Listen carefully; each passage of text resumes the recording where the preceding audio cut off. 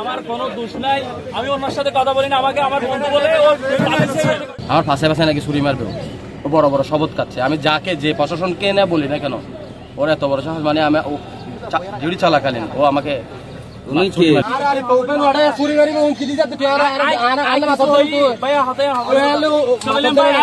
বড় ভাই মানুষ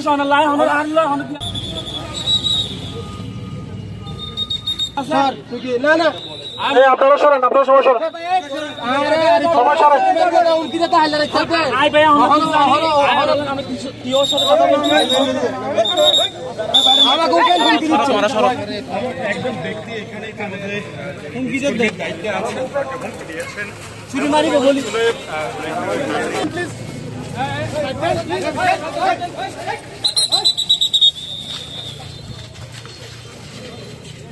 মোবাইলে শাকটা পিছিয়ে যাও তোরা।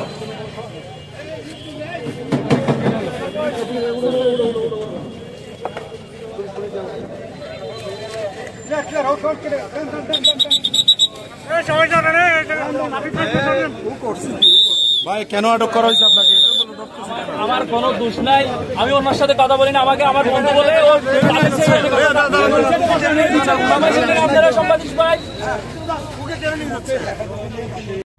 আমার ফাঁসে ফাঁসে নাকি ছুরি মারবে, ও বড় বড় শপথ খাচ্ছে। আমি যাকে যে প্রশাসনকে না বলি না কেন, ওর এত বড় সাহস, মানে আমি ডিউটি চলাকালীন ও আমাকে কে বলছে, ওনার নাম হচ্ছে আরিফ। মূলত সে আপনাকে কেন হুমকি দিচ্ছে?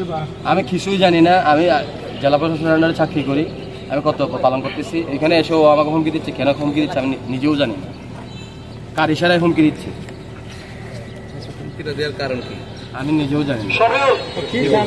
ছুরি মারবে বলতেছি।